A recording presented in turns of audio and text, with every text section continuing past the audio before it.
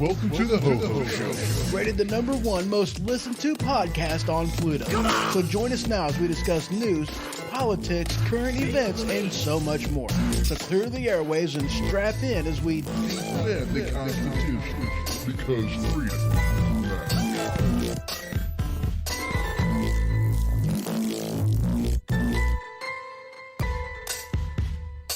We are broadcasting live from the Kata studio, so welcome to the Ho-Ho Show. And as always, I am your host, Ho-Ho.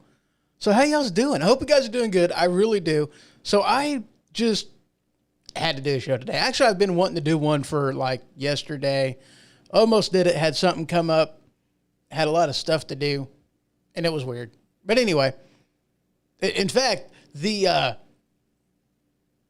Islan and Luna of the Green Dragons Inn podcast, they got their, they did an episode yesterday and I helped them get everything set up on a computer, considering had some updates and had to get things set up and whatnot. So yeah, got all that accomplished.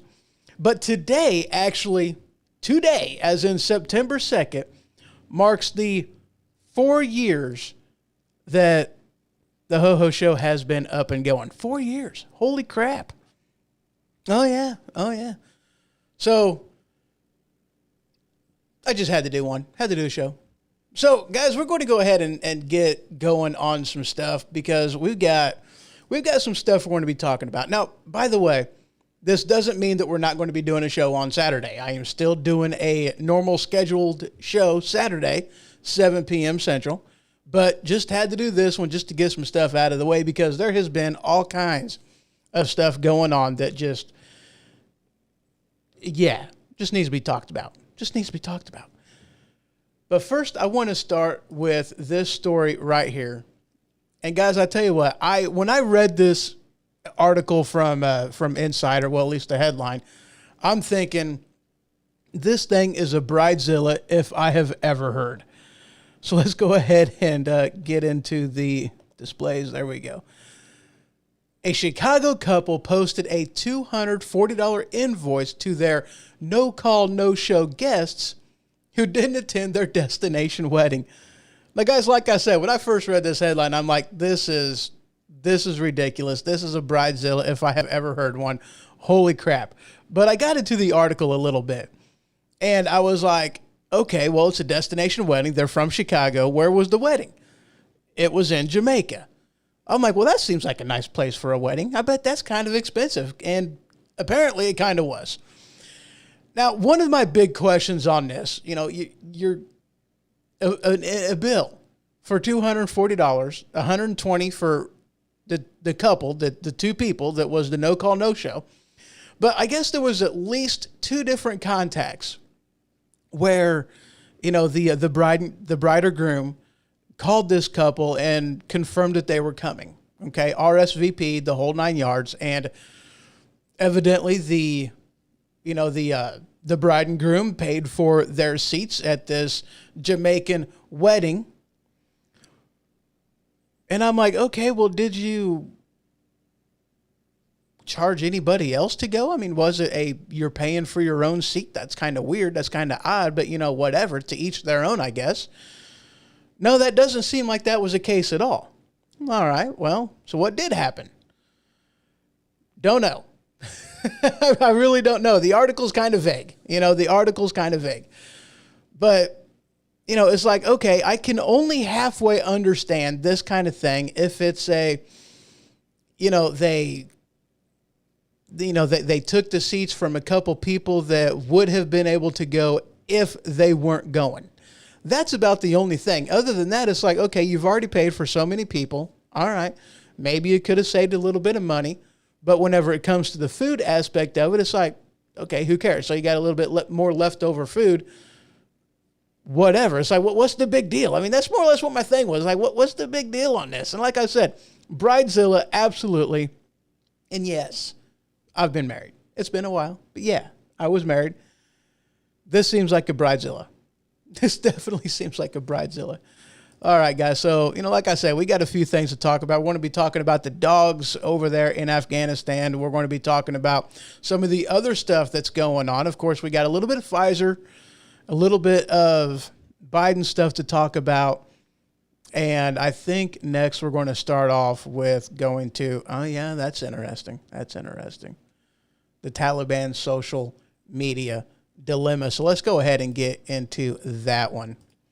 Now this one kind of cracked me up. I just got to be honest with you. I mean, not as in a haha, it was funny, but it's like, here you go with what's going on with the banning of everybody and the, throttling back of conservatives on social media and everything else. It's like, this was actually kind of funny.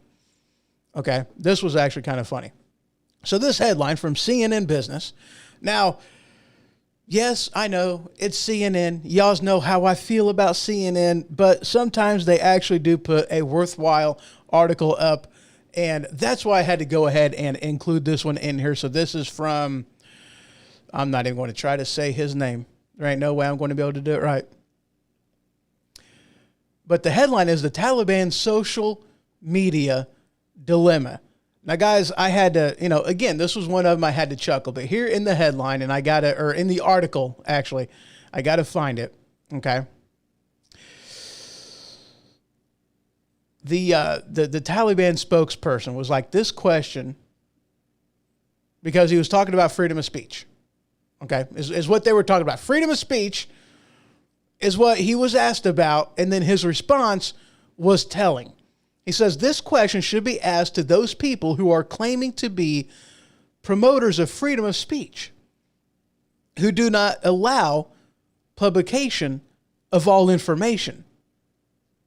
I can ask Facebook this question. I could ask Facebook this question should be asked to them.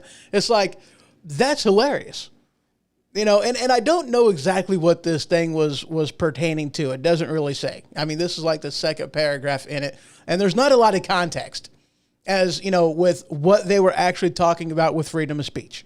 There wasn't a lot of context, but what he basically said was, you being a member of the media are asking me about freedom of speech whenever your own social media in the United States bans people, shadow bans people. They block people from posting information all the stinking time. So who the heck are you to talk to me about freedom of speech and what should or should not be propagated out there in the space? Who are you? I mean, this is actually kind of ridiculous for you, CNN, to be coming at me about freedom of speech. And of which case, on that aspect and that aspect alone, I got to give this guy credit. He made a good, valid point. Man, I hate that. Oh, holy crap. Lightning. Is there lightning? Yes. The Taliban spokesperson made a really good point to CNN. Who are you to talk to me about freedom of speech and what should or should not be allowed? That's kind of like pot, kettle, hello? And that's exactly what that amounted to. Now, okay, look. I'm all about freedom of speech. I really am. I have been since day one. Constitutional right that should be protected at all costs. But to claim, again, that Facebook, Twitter, all these other places, we're talking Section 230 now, but, to claim that these are private companies, well, that's a farce. That's a lie. It just is. Because these aren't privately owned companies. These are publicly owned companies. That means that I have the ability to buy a share, buy a stake, buy my space, not my space, but my own, my at whatever, and your at whatever, and your location, your digital 3-foot space in that social media platform, you can buy that. That is an option. It's not owned by somebody else. It's not like, you can go over to, Joe Schmo's house, your neighbor down the street or what have you, and say that 3-foot square tile right there, or that 1-foot square tile right there is mine. Here's the money I paid for it. It's mine now. I can occupy this space no matter what. No, we're not talking about that. That's a private business, that's a private home. You can't do that. But this is a public platform, which is different from a publisher, because a platform does not have the right under Section 230 to squash, to limit freedom of speech. Now, it's one thing to limit an article that you don't agree with. It is another to limit questionable acts of morality and law. I mean, for Facebook to, want to block an article about the beneficiarism of ivermectin or hydroxychloroquine, whenever you have all kinds of people out there saying that this is good, this is stuff that we should be taking, especially with hydroxychloroquine. This is something that's been around for a while. It's kind of tested. It's been around for over 50 years. I mean, come on. I think we can test this. The problem is that it's a heck of a lot cheaper than everything that has been done towards these vaccines. And I use that loosely when in fact it's a therapeutic, not a vaccine. Talk to Israel. They got some information on that. You might want to check in on it. But it's one thing to want to restrict speech you don't like, and it's another to say that no, you will not post videos of breaking the law or encouraging other people to break the law. Speech is speech whenever it is a call to action or inaction, specifically inaction that is illegal. That's something a little bit totally different. And hello, machine over there in YouTube land. He says, careful now. The powers that be on the tube will delete your stuff for what they consider misinformation. Yeah, and I don't care. I don't care. I'm not going to live in fear that my voice is going to be squashed, and I know you feel the same, but you're right. You are absolutely right. The powers that be is going to look at something, look at anything, and, just squash it if they don't like it. He says, is it really? Is what really? What are you talking about? So, yeah, that's where we're at with that one. It's like, I get it,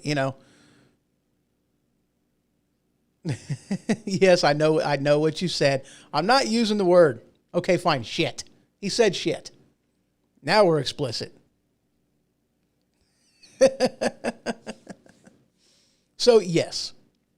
It's one thing for them to squash speech. It's another thing for them to, put in their videos of them openly breaking the law, like killing somebody, burning somebody, pushing people off the edge of buildings, what have you. That's something totally different. And I agree. That type of behavior should not be on a platform whenever it is against the freaking law. Oh, I think he's happy. The machine is happy that he got me to cuss on the show. Yes. He says, blah. All right, guys. We're moving on. You guys understand my point though on this? I hope you guys do. Okay. I thought it was funny how when CNN asked the spokesperson for the Taliban about freedom of speech, he threw it right back in CNN's face. It's like, hey, who are you to talk to me about freedom of speech whenever your own social media platforms squash it all the time with stuff they don't like? And I'm like, ha, that's funny. Machine put in here, he goes, I think the weaponized sloth may have to go the path of Rumble. And you know what, sir? I think you're right. He said, okay. When you get here, we may actually talk, call in if you want to. And the number, if you would like to call in, is 217-965-6133. He's got another number that he can call me in at. Hopefully he does. If not, that's fine too. Oh, looks like he is. All right, cool. And after we do this phone call, I'm not going to have him on for a whole heck of a lot. He says, true story, yeah. But I tell you what, though, man, that Section 230, and I know it annoys him as much as it does me, because a platform is a platform. Okay, he says we'll talk about it when we get here. Okay, cool. A platform is a platform, and a publisher is a publisher, and there is a difference. And that Section 230... He says, I got bad habits. I do have bad habits. But that Section 230 gives a platform liability protections against what somebody else posts on their platform. Okay, so that means that if I post something that, he says, uno momento. He says, so if I post something that somebody else doesn't agree with, is hurtful or whatever, that Facebook is not held liable. They cannot be sued over what it is that I say. Why? Because they are a platform. They are not a publisher. It is the open and free speech of ideas, and therefore there's nothing they can do about it. One, and there is nothing anybody else can do to Facebook for allowing that to be on their platform. That's all there is to it. That's what the Section 230 law is. But when you are a publication, that means that you have final say on whatever gets put out there on your website. Okay, so like CNN is a publisher. They have people that write articles. They have editors that goes through these things and make sure that they are within par of what it is that they are willing to communicate to people. There are some things that they do not allow. There are others that they do. So for them to squash an article that they do not like information about, Biden's laptop, then they have that right. They are a publisher. They are not a platform. There is a freaking difference. And that also means that if I don't like something because of misinformation, oh, holy crap, here he is. Oh, dude.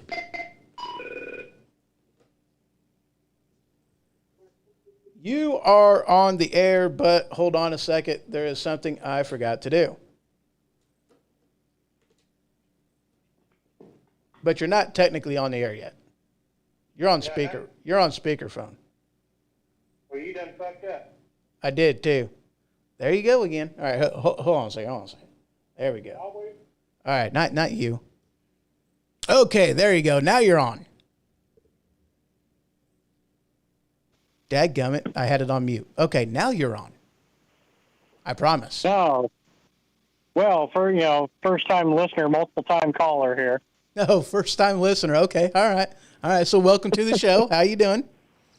Do I really have to answer that? No, you don't have to. Hey, did you know that today actually marks my 4th year of doing the show? I started it September 2nd of 2017. You should be proud. Little butt dart. Well, yeah, because I kind of made you do it. You did. You definitely got the ball rolling on this thing. So, but yeah, what was it you were talking about in there that sparked my, talking about Rumble. And so we've been considering going over to Rumble for the video aspect of things, because we are getting, shadow banned, over on different platforms, Facebook and the Twitsters and, so we are getting that. So we have been talking about actually using Rumble because we found out not that long ago that they now have the option and ability to go live. I was like, that's pretty freaking cool. Live option. Mm-hmm. We like that live option. So I don't even know when we can even look at when that's actually going to happen. It might be a month. Well, I'm looking at, can you hear me all right? Yeah, I hear you fine. Okay. I was looking at the plans even just a little while ago while I was thinking about things, and I'm wondering if even, I'm not going to say the number on the air, but the third package, which is, I guess the starter package, might be okay to run it under weaponized sloth for both shows. Right, and I'm kind of in agreement with you on that one. Because the price on that one, because the free, because here's the thing when it comes to doing the live streaming on there. Okay, I'm just going to pull up the website. I ain't giving you guys digits either, but, oh, holy crap, where's, I guess I got to get into a different. But while he's arguing with himself and with Rumble, though, I will say one thing to all the listeners out there: this stuff is not free as much as everybody thinks it is. So anytime we talk about branching out or going somewhere else, we are shelling out more and more money. Right. Yeah. I mean that's the thing. So, doing this stuff, and this isn't even talking equipment, okay? Which that gets kind of expensive anyway. But you've got. You've got Spreaker, your whatever your hosting platform is, And if you're going to keep it as absolute cheap as possible, you're still talking like, and this is a monthly subscription of like what, $20 or whatever for the for Spreaker. Yeah, and that's just for Spreaker. And that's like put near bottom of the barrel, and that's like what, a 45-minute show maybe, I think, but I don't think either one of us is using the absolute cheapest because we do longer shows, But other than that, YouTube free, but it's a huge platform. Twitter free, huge platform, but there's a reason it's free. It costs you in privacy. It costs you in other things. So if you're going to branch out, this is stuff that costs money. Unfortunately, it's just not cheap.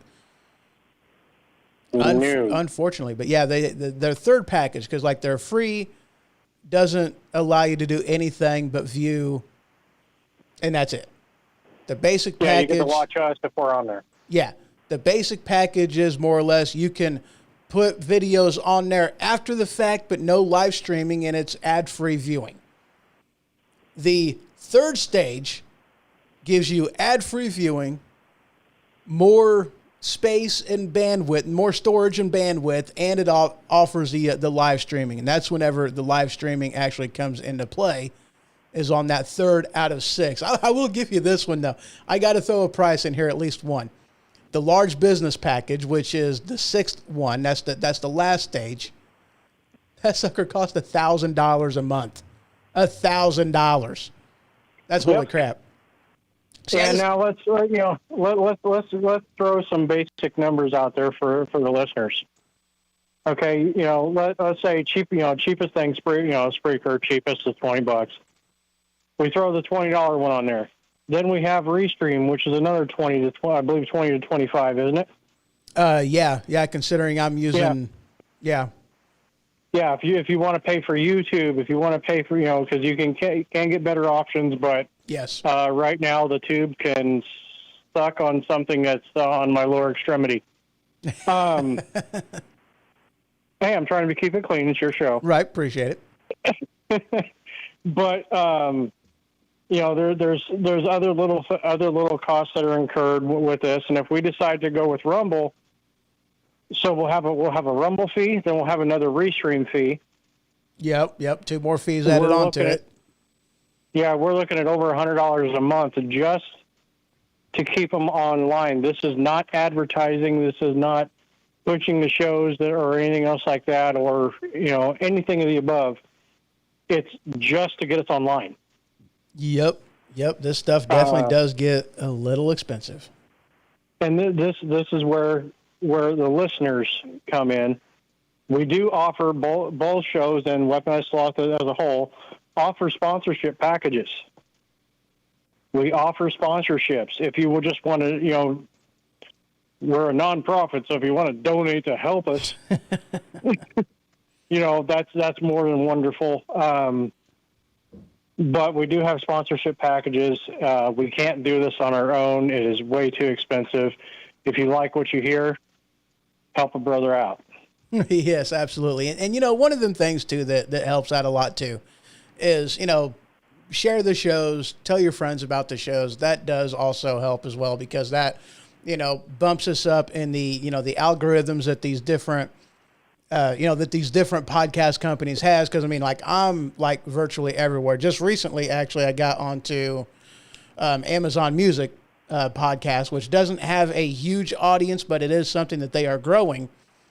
And so, I get out there as much as I possibly can.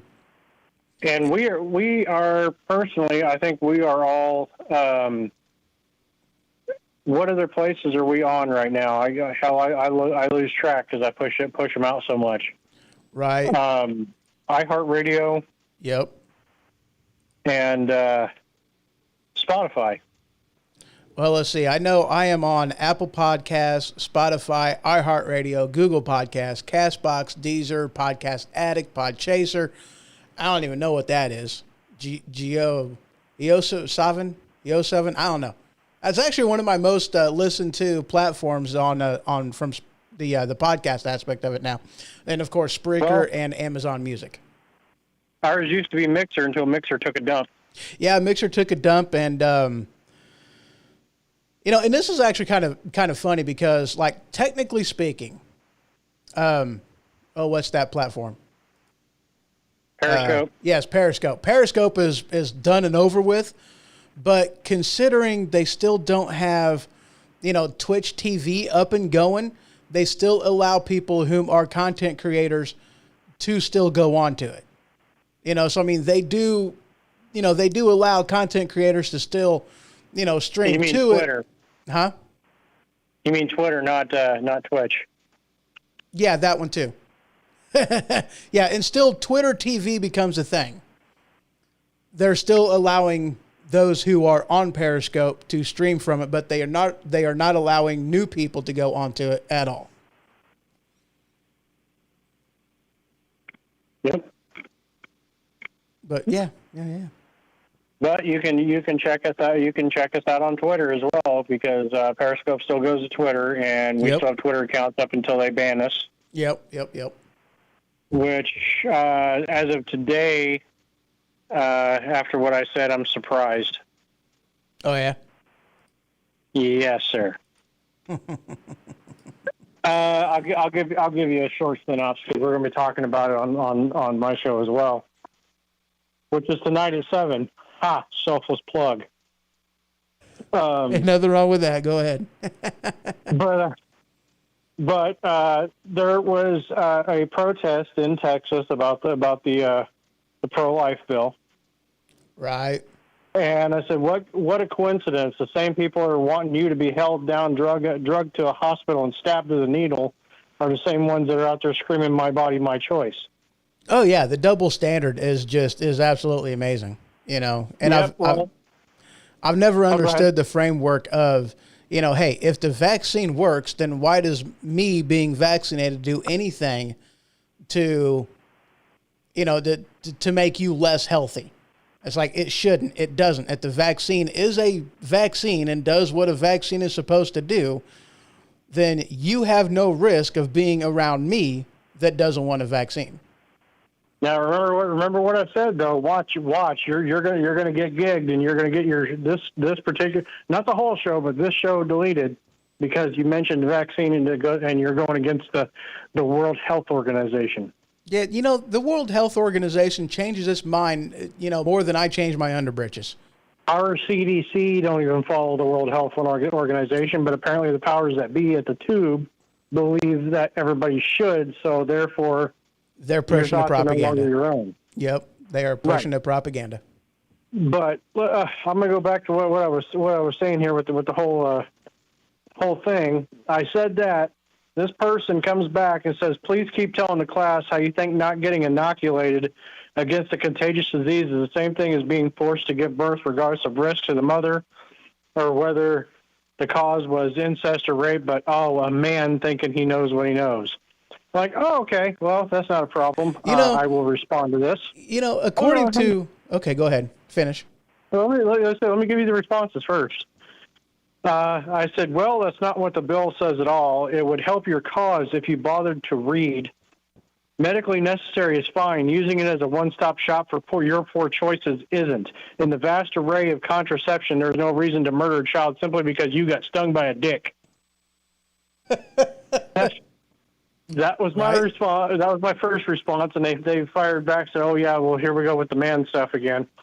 And I said, well, it's fairly simple. At a young age, you were taught what may happen if the car gets parked in the garage.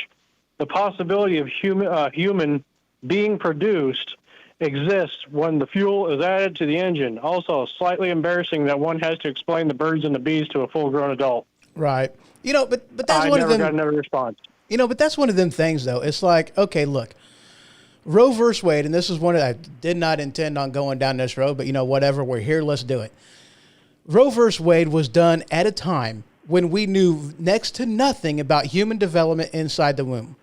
That was a ruling that was done by the Supreme Court, that there was no law that was done, just case precedents, and that is it. But it was based on ignorance. We didn't know jack diddly squat about what's going on. Now, science has advanced to a point to where we know exactly what goes on, Every part of the stage during human development. Back then to say, do it, go ahead, fine, whatever. Religious implications aside, it doesn't even matter. Science, however, says that this is somebody whom has, a reaction to stimuli. They are fully developed. They are their own person, moving around the whole 9 yards. This is an individual. And basically, by the time a woman knows that they're pregnant, they have put near a fully developed human within their body. Their own DNA. This isn't like a tumor that you're cutting out and removing. Nope. Separate DNA, separate blood type. It is a separate human being. That's all there is. And what's additionally sad about this is that if you are a bald eagle, an egg, there is more laws protecting that egg than what there is protecting a human unborn child. And that's sad. Yep. I mean, it sucks that animals are afforded more rights, more consideration under the law than what an unborn child is. But and that's the thing though too. Like less than 2% of all abortions are done out of those type of scenarios. 98% of the time, it's more or less simply because the woman doesn't want to be pregnant for whatever reason she gives. But incest, even crack babies, even, these other things, rape victims, that's only like 2% of abortions. That's it. Right. It was never meant to be used as a contraceptive measure because you had a fun time on a weekend or decided the guy that you're with is not good enough for you. Right. That's not you're what right. it was for. Yeah, and you're right. It was never intended to be used in place of a contraceptive, which is, at least 95% of the time, that's what actually ends up happening. It's used as a contraceptive after the fact. And that's the thing. It's like, religious aside, I'm even okay with the morning after pill. It's like, I'm actually okay with that. Yes, Christian. Yes, I have my own views on that one. Life begins at conception. However, scientifically speaking, it's like, okay, I'll go along with the morning after pill. You want to do that? That's fine. I mean, whatever. But, especially whenever they're talking about after birth abortions and partial birth abortions, especially whenever you find out what these, it's disgusting. It's wrong. It's murder. That's all there is to it. So, all right, guys, that is all we got for this segment. We're going to go ahead and take a quick break. And when we return, we're going to be talking a little bit about Fauci and a little bit of Blinken stuff going on. And, we got other stuff to talk about. And dogs. We're going to be talking about dogs, too. So, all right, guys, just 1 minute, and I will be right back.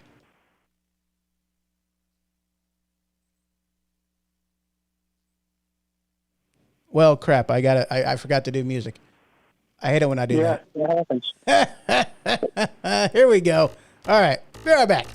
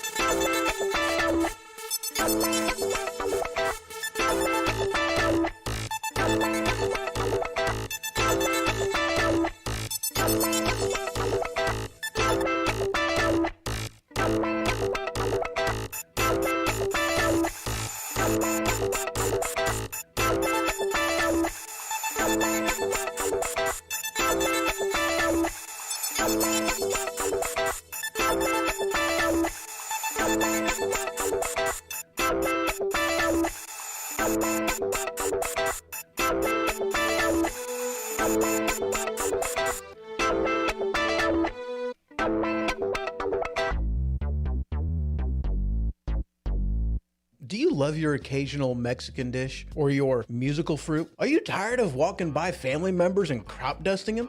Well, if this has ever happened to you, might I introduce you to Tampons brand butt plugs. Tampons brand butt plugs is that particular type of butt plug that allows you to walk in public in confidence knowing that you're not going to accidentally crop dust somebody. Tampons brand butt plugs now with the plastic applicator. Not just for women anymore. Tampons brand butt plugs. And we're back. How y'all doing? So yes, that was Brandon Gatton on the last segment, host of the Machine Radio Show. And yes, he is going to be doing his show, the Machine Radio Show, at 7 p.m. tonight. You guys can check that out just by searching for him on YouTube and Twitter. And also will be available on Spreaker, and you can join the chat in those various platforms as well. That is 7 p.m. tonight. Right here, actually. So yes. Moving on. So this is an article and information that I had heard. My headphones ain't right. What the heck? There we go. That's better. So this is an article that I had seen, and there's like 4 different articles that I got on here, ranging from Town Hall. That's not right.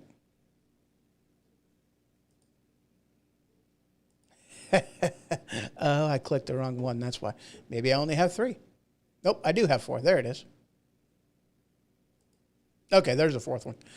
So these are ranging, from ABC News to Town Hall to American Humane. I actually have the original article from American Humane and also from the Daily Caller. So let me go ahead and give you the short and skinny. Okay. When they pulled out, they left these contractor service dogs behind. And one of my questions was, how many did they leave behind? And from the articles, from the reporting that I have been able to gather at the time, and I'm going to say at the time, it was about 100. I heard 2 different ones, like 150, and I heard, like around 200. Okay, but there's at least 150, possibly more, but right around 200, give or take. We'll just do that one. Okay. Now, the original headline from American Humane, but of what they're trying to do, and guys, all the articles that I'm using in the show can be found over on my website, thehohoshow.com. Just click on that newsfeed tab, and there you'll see the magazine on Flipboard for today's date, 9/2/2021. And you guys can check out all of the articles that I'm using. But from what the article said is that these contractor dogs are not treated like full-on military dogs. Okay, now for those of you that are not aware, a full-on military dog basically has all the rights and protections that a human service member has. Whether this be a police officer, whether this be a military service dog, they have full honors and respect, protections, the whole 9 yards, okay? But contractor dogs, however, do not. They're not protected by the same rules. They don't have the same protections. They don't have the same honors. They don't have any of that. That's why, in a matter of speaking, at least on a legal standpoint, maybe not a humanitarian standpoint, maybe not even on the standpoint of public opinion, but whenever they left these service dogs behind, they were well within their legal rights to do so. Now, personally, I think it's appalling. I think it's ridiculous. I was not happy about this because, guys, dude, I'm more of a dog person, an animal person, than what I am a people person. All right. I'm more apt to go into a house and make friends right away with their animals. That's just me. That's how I am. I've always been that way. I like animals, dogs, cats, horses, whatever, I like them. I trust, and I have no problem trusting a dog that doesn't trust people, but whenever hold on. If a dog doesn't like you, that's usually kind of saying something. Dogs have pretty good instincts about that kind of stuff. So if there's a dog that doesn't like you, I might rethink my attitude on you. a person that doesn't like an animal, that's one thing. I'm kind of skeptical, but if it's a person that a dog doesn't like, that's like should I trust you? I don't know. So I'm very much of an animal person, very much, But here's more or less what it amounts to is if you actually get into a fight, or kill a service dog, whether it be military or whether it be police officer, they treat you like you're a cop killer. It's the same, there's that same restriction into there. There's that same protection that's in there. And you know what? That's the way it should be. That's the way it should be. But with something like this, these contractor dogs. Now, okay, look, guys, this isn't like the people, the Afghanistan army. This isn't like the people that we even had that were, our interpreters and whatnot that was over there. This is different, okay? Because with a person, with an interpreter, you have to wonder where their loyalties lie. You have to wonder what their actual agenda is. You have to question and wonder all the time if this is somebody whom in, whatever opportunity they get, if they're going to stab you in the back, you have to question that. Because you just don't know what this person's true intentions are. Now, I mean, granted, in time, you'll get to find those out. At least for the most part. You'll find this information out. It's not that huge of a deal, but very much in the beginning, you just don't know. But when you're talking a military contract service dog, you don't have those same questions. These are dogs that are used in the same way that a full-fledged military dog is being used, serving right next to our military, men and women that, they're doing the job. Okay, they're doing the job. And yes, some of these dogs do come back with PTSD. That's why a lot of the times whenever they're being adopted, it's somebody whom is at least familiar with their needs, kind of how to take care of them and hopefully give them a loving home to where they can come back from whatever it is that they have seen. But to just throw them in kennels, which, okay, guys, I gotta show you this one. Okay, not that picture. Not even that picture. That's not even a good picture. Looking for a good picture. Give me a good picture. That's not a good picture. Well, I guess we're doing this one. All right, take a look at this, okay? Now, I know this isn't really a good picture. It isn't. But it's just a bunch of cages that's in front of a helicopter. And I got to be honest with you, I don't actually see dogs in these cages. Not that I can really see. I'm not saying that there aren't in there. But with the picture, it's really hard to see. It's really hard to see if there's anything in them at all. Because it looks like maybe one. But other than that, I'm not seeing dogs in these. I'm really not. But so, it's just, and hello, Dave over there in Facebook land. And he says, those dogs are heroes. And absolutely, sir, I completely agree with you. They are heroes. So, but there's that picture. Okay. I'm not seeing animals in there. If you guys do, hey, let me know. But it's not like they just left them out to fend for themselves. If they did, that would be one thing. Still appalling. Still don't agree with it. But at least it's a little bit better than locking them in a cage and leaving them to die for sure. It's only a matter of time. Dave put in here, he goes, they deserve only the best, and I absolutely agree with you. They do. They've done the job right there alongside us over there. They deserve our very best. They do.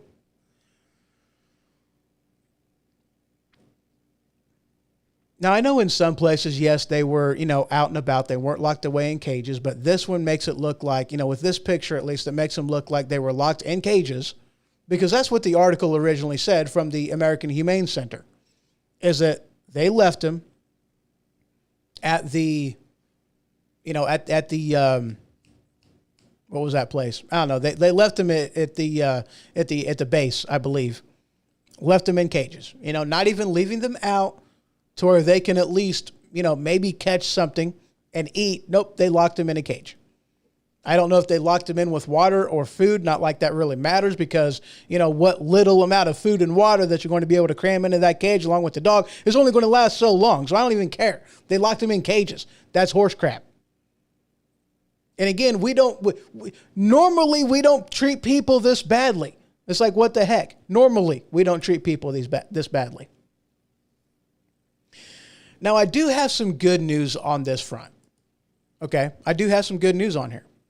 Because there are different organizations out there that are working hard, working diligently to get these animals along with, Afghanistan allies, away from Afghanistan. And there is even some people from the UK that are working on getting people out. In fact, this headline from ABC News: ex-UK Marine leaves Kabul with dogs, cats, but no local staff.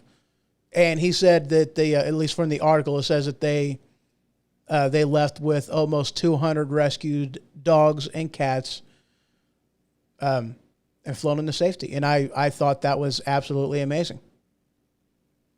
Absolutely amazing.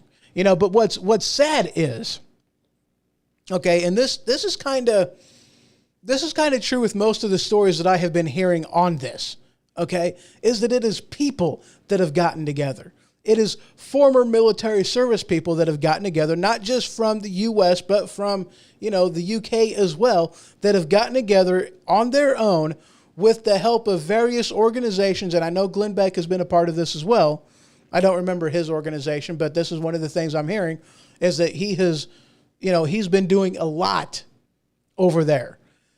Without the help of the federal government, without the help of military, this is the thing that these guys are doing, these various men and women are doing on their own. That's amazing.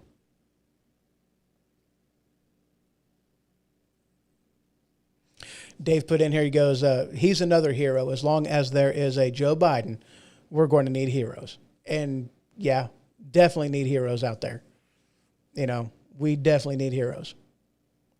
But yeah, Glenn Beck has been doing some amazing work, and I know he's not just the only one. I know he's not the only one. I didn't word that very well. But I know he's not the only one. But he's been doing a lot of things. And he really does.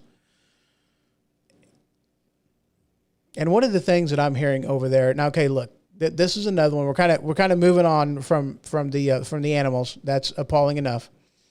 But one of the things that I'm hearing is that there is still a lot of people now. Surprisingly enough, I take that back. This isn't surprisingly enough because I said it on one of my previous episodes not that long ago is, once September hits, we're not going to hear much of anything of what's going on over there in Afghanistan. I know that there were talks that maybe we're going to continue to evacuate people, and I've heard that no, we're not doing anything. I know that other countries are still trying to do it. In fact, what actually kind of cracked me up was France was reprimanding and lecturing the U.S. on us pulling out and leaving Americans behind. And that's where my problem lies. Okay?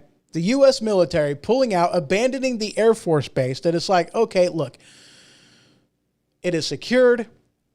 It's kind of up in the mountains. It's already fortified. It is a heck of a lot easier to defend that location than what it is to defend an airport in the middle of the freaking city.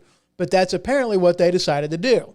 Joe Biden wants us to believe that his own security advisor said, the Air Force base doesn't give you any type of benefits to being there. Of course you're better off being in the middle of a city when you don't know your allies from your enemies and you can't secure it and anything else. And I've also heard that as of the 15th of August, it wasn't even in the control of the United States military. It was in the control of the Taliban. They were the ones that was in control. We are the ones that had to try to get with them to coordinate people being able to get into the airport so we can evacuate them. It's like, hello, guys, the Taliban they're not good people. It is a terrorist organization, not good people, and yet we're going to rely on them to help get our people out. Okay.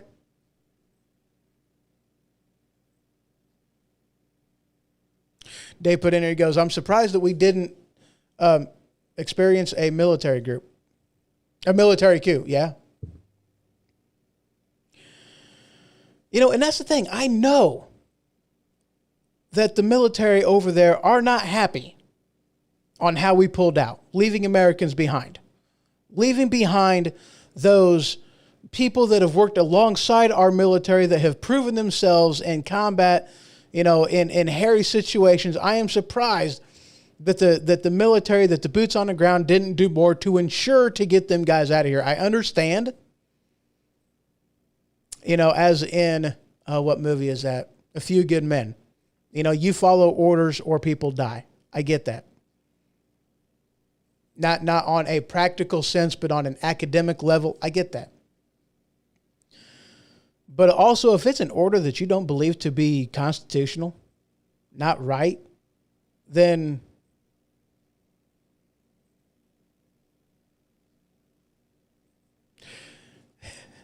and Dave puts in here a very good question. He goes, where are the strong generals?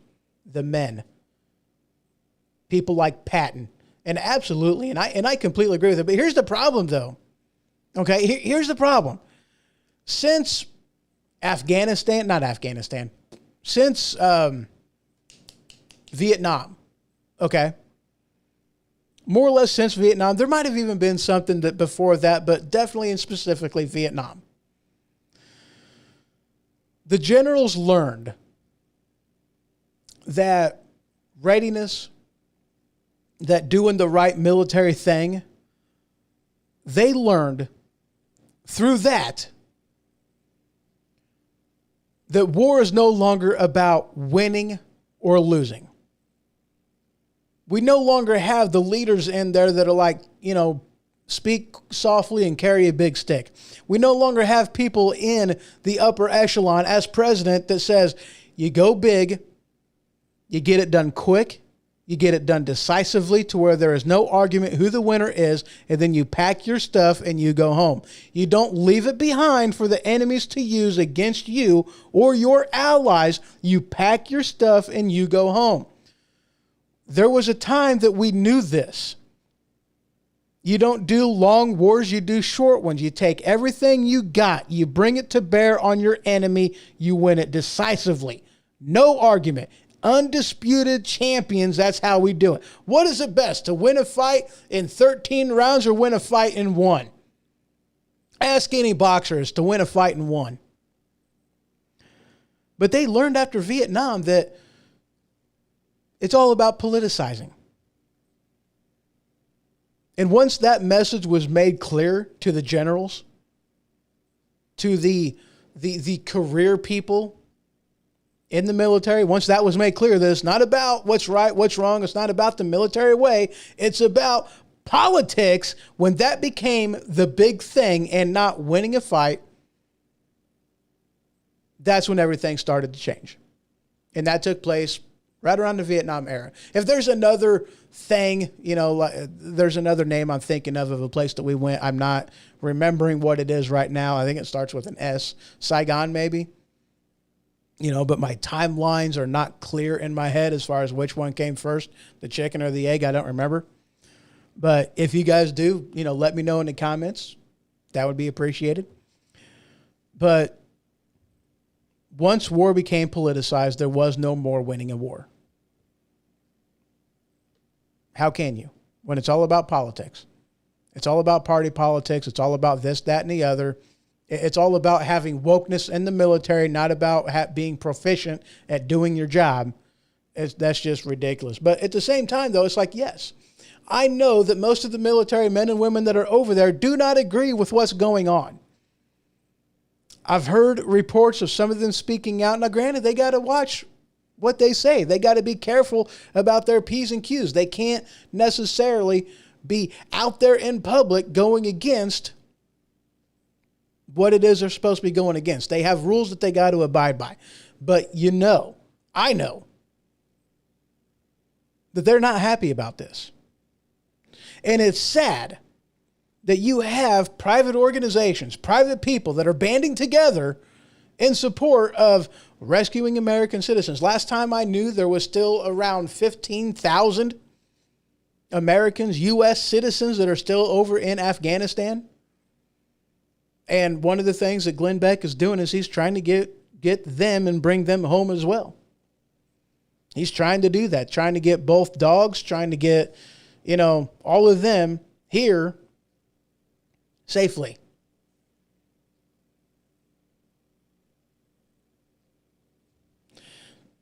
And Dave puts an amazing point in here. He says, cancel culture has permeated the military, and that's scary. Sir, that's terrifying. He says you're correct. It started with Vietnam. I thought it did, but I wasn't 100% sure. I know Vietnam was a big one. I know it was.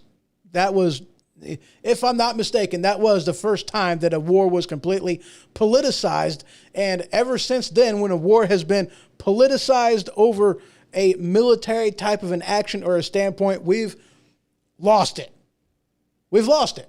I know that they like to say that we've not lost a war. Vietnam wasn't a war, but we lost. And considering we got pushed out of Afghanistan,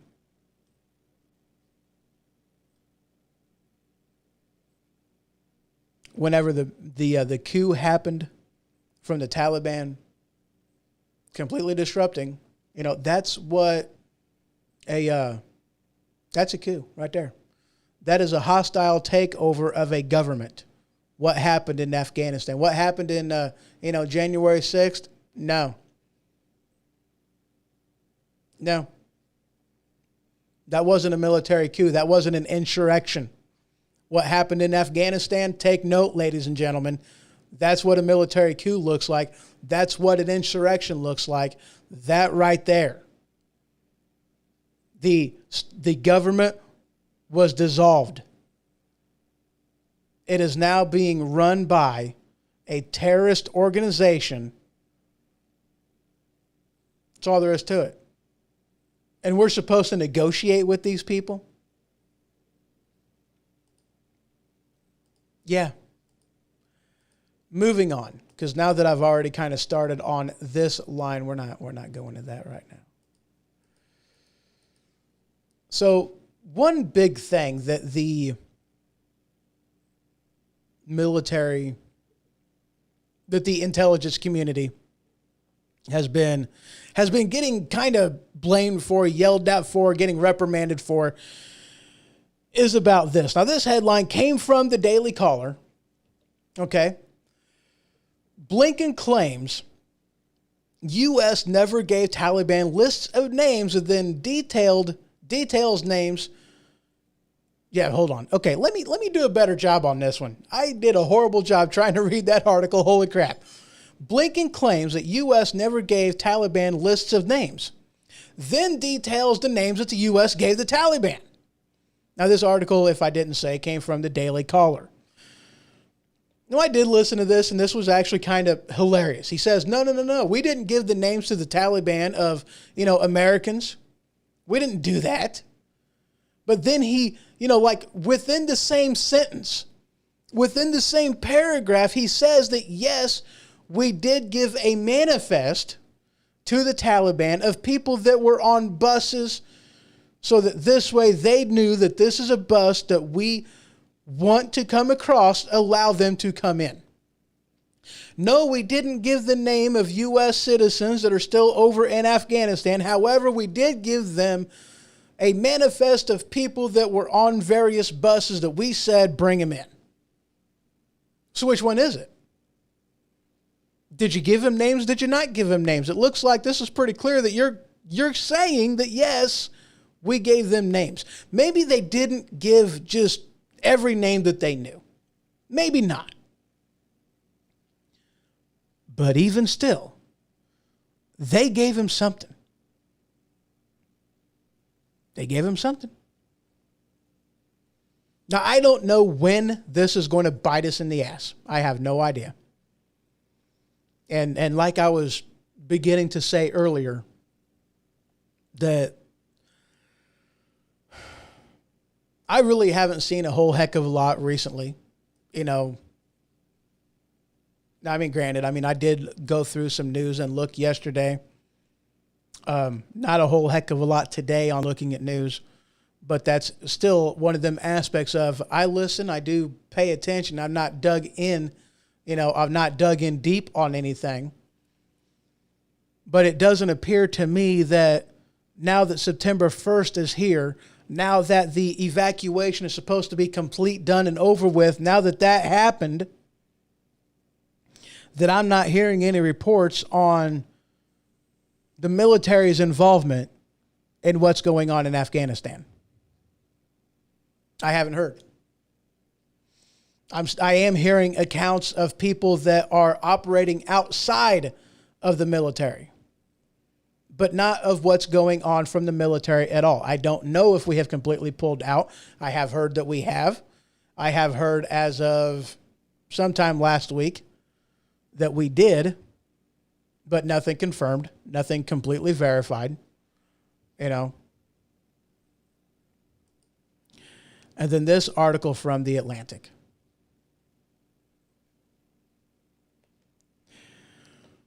Biden deserves credit, not blame, for Afghanistan. Now, I had this argument with somebody else on internet land. A Twitster decided that he wanted to bring up stuff. We'll just put it that way. You guys can listen to a previous episode that I did talking about that interaction sometime last week or 2 weeks ago. I don't remember. Let me give you guys a little bit of information. Trump's plan was May 1st. Okay? Not September 1st. It was May 1st. And he sat down and said, this is when we are going to have everybody out. But mind you, if we receive any pushback from you, the deal is done. No argument, no discussion. We're done. I know where you live. He mentions the city. I will come after you. You don't believe me? Ask Soleimani. Ask Salami if you don't think that I'm going to come after you if you mess this up. You start attacking Americans, you start attacking, we ain't having it. You don't believe me? Ask Salami. That's what he said. Do you understand me? And then clearly again, do you understand me? Yeah. Okay then. We'll continue. They started sweeping across the country. I don't remember when it started, but my assumption is it's been going on since the first part of August. That's what my assumption is. But considering, we know that as of the 15th of August, that the Taliban had control of the airport in Kabul. We know this. Reports are out. It's been verified. It's been confirmed. We know this. This isn't up for discussion. This isn't an argument we're going to have. Okay? So we know that it's been roughly a month since the Taliban started sweeping across Afghanistan and overthrew the government. Trump would not have allowed this. He wouldn't have allowed this at all. He wouldn't have allowed this to continue. He wouldn't have accepted the terms. He wouldn't have done it. And I know that, 2020 hindsight, it's real easy to point the finger at Biden and say that Trump wouldn't have done this. Look, Trump demonstrated his willingness to fight for Americans. So I don't want to hear that crap. I really don't. President Trump demonstrated to the American people, to the world, that he will not tolerate Bravo Sierra. He demonstrated it. Did Obama demonstrate that? No. Red line in the sand in Syria. You cross that, bad things are going to happen. What happened? Nothing. When they crossed that red line, what did they get? Another tongue lashing from the president? That's all they got. Any parent will tell you, okay, look, when I was a kid, my parents could flat tell the future. It was absolutely amazing. They were gifted people. They could tell the future. They were better than any mystic I had ever heard in my entire life. If you do this, you're going to get a whooping. And guess what happened if I did it? There was no counting to 3. There was no tongue lashing. There was none of that. Because my parents meant what they said what they meant, and whenever they said that if you do this, you're going to get a whooping, guess what I got? A whooping. Was I surprised? No. And I knew that if I did that, no conversations, no debate, no negotiation, no ifs, no ands, no buts, only mine getting a whooping. That's it. And when you constantly do nothing more than give your kids a tongue lashing and wanting them to feel bad about what they did, whenever that obviously doesn't work, sometimes you got to step it up a bit. I'm not talking abuse, I'm talking discipline. I respected authority. I still do. But when all you have is a tongue lashing, then it's not going to work. Because there are kids out there that the only thing they understand is a whooping from a switch. That's all they understand.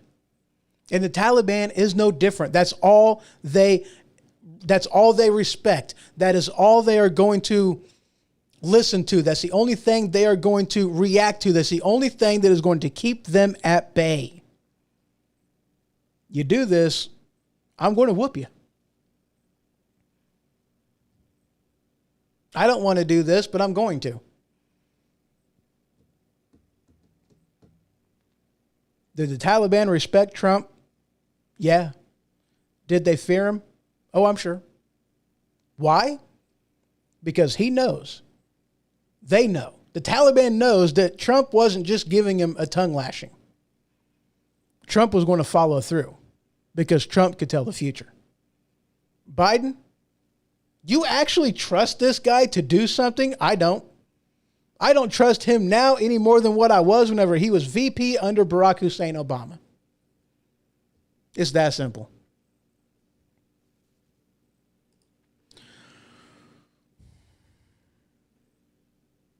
This article from Crooks and Liars. I guess. I don't know. I've never heard of this one. Never heard this one. But the headline is, Stephen Miller screams at clinically insane Biden over Afghan refugees, claiming that, he's clinically insane. Look, I don't think he's necessarily clinically insane. I do think Biden's got issues. Okay.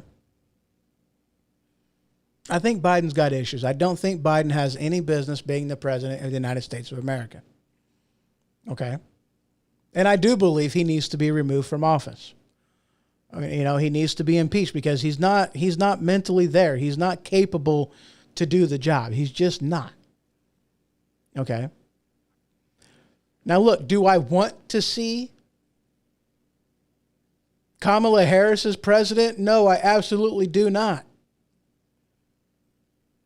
But I definitely don't want to see a guy that isn't even in control of his own interviews that he does. Every single interview from him, what do you hear? Okay, now either I have been told I can't take questions. wait a second. Do they work for you, President Biden, or do you work for them? Who's wearing the pants in this family? That's what I got to know. Dr. Jill needs to speak with Joe. Yeah. But that's my question. Who works for who, Joe? Who works for who, Pres Biden? Are you the one in charge? Are you the president? Are you the one that got elected? Are you? Or somebody else? Because for him to go up there on stage, I mean, dude, maybe not every single time, but every single time that I've heard a different interview of him, and I've heard quite a few different interviews, quite a few different speeches that he's done quite a few times, there's one of two things that come out of his mouth is either I have been told I cannot answer any questions, or I have been told who specifically I can ask, I can call on to ask me a question. Okay, so I've been given a list here of people to call on. So Mike, you go. And then you get his question. Why is it a list of people? So that this way, whoever is pulling the strings knows what the question is going to be and can prepare Joe for whatever answer he is going to give. This way, he's not just speaking off the cuff. This way, he's not caught off guard. But that's the only responses you hear. I have been told who to call on, or I have been told I can't take questions.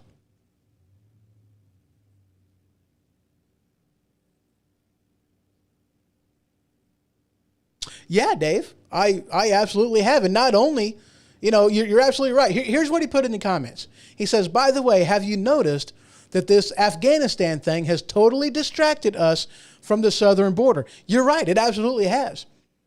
But not only distracted us from the southern border, it's distracted us from what's going on in Cuba too. What's going on with them Cuban refugees? Isn't it amazing how the administration is perfectly good with people that are coming over from Mexico, refugees just crossing the border all willy-nilly by the thousands, by the truckloads, by the holy crap, there's a lot of them. They break a crime, do they send them back? Maybe, but they'll come right back over. It's okay. It doesn't matter. They're just dreamers. Remember? They're okay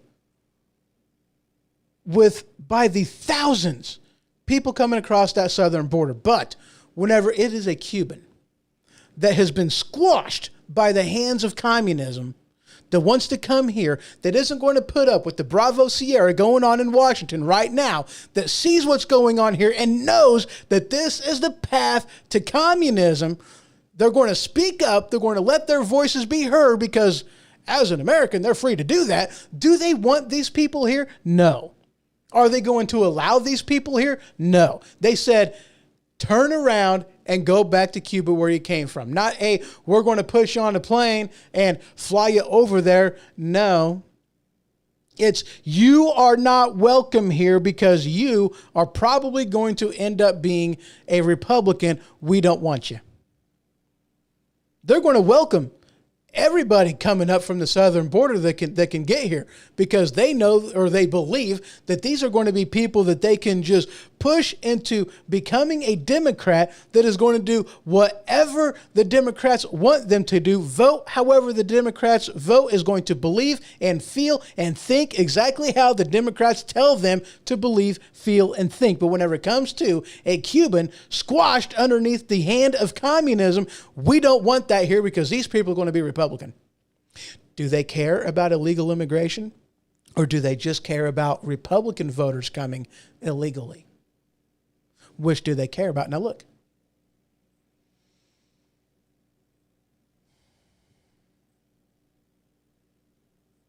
I got a little passionate over that, didn't I? I'm against illegal immigration, period. We have a legal and right way to do this. We have legal immigration. I am against illegal immigration every way, shape, or form. I'm against it. Okay? I am a principled individual. I do not agree with illegal immigration. Let me say it one more time. I don't agree with illegal immigration whatsoever. I don't care. You can't convince me of anything, which way, shape, or form. I hate this aspect of anchor babies, that just because you cross the border long enough, 9 months pregnant, you go to a hospital, you put one out, and next thing you know, you should be able to stay and your child. No, look, honey, you're not an American citizen. Your child may be, because we're freaking morons, but send them back across the border whenever your child, whom is a American citizen, and I use that term loosely, I use it loosely, guys. I use it loosely. I'll explain why here in a second. But we go home. When you're 18, if you decide you want to come over to America as an American citizen, then fine. Then you can come over. Until then, you and your mom can just go back home where you came from. Now, here's why I say loosely. If you are an American citizen, you're on vacation, next thing you know, you put one out. Is that baby a citizen of what nation he or she was born in? Or is that child an American citizen? How does the world think of that child? How do we, as the United States, think of that child? How does the legal courts think of that child? Well, I'll tell you. It's an American citizen. That baby, when over somewhere else, is an American citizen. Is classified as an American citizen in the country that the country that it had been born in. Is classified an American citizen by the United States government on the world stage and everywhere legally. All things, that child somewhere else is still an American citizen. Just because you gave birth to a child in another country doesn't make it a citizen of that country. Why? Because the parents aren't a citizen of that country. Everywhere else, in every country on the face of this planet, wherever you are a citizen of, your child, no matter where they are born, are considered a child of that nation. Every nation agrees. If a child that has parents from Mexico, okay, shush. A mother gives birth to a Mexican woman, gives birth to a child in the United States. Mexico considers that baby a child of Mexico, a Mexican citizen. That's what Mexico considers it. Not an American citizen. The world does not acknowledge anchor babies anywhere. The only ones that do that is us. Why? Because we like to spend more money.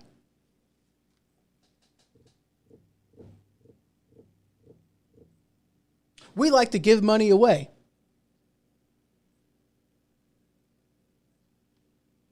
I mean, what other possible reason can there be? Oh, they want another a low-wage worker, low to no skill. Oh, what? They want somebody they have to pay for. They want somebody whom is going to be a mindless drone to vote wherever they tell them to vote. Can you give me any other reason? I'll wait. Go ahead. If you have another reason, then let me know. I got all day, baby. No, not really. I ain't going to be here all day.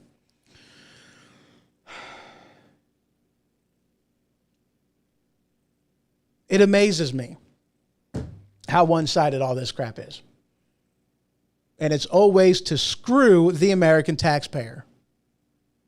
I mean, guys, we get screwed in this country left and right. I mean, what possible reason did they have to make me pay for a class for gender studies in Pakistan? Who the hell gives the American government the right to take my money and give it into another country for gender studies? WTF. Seriously. Because this is ridiculous, man.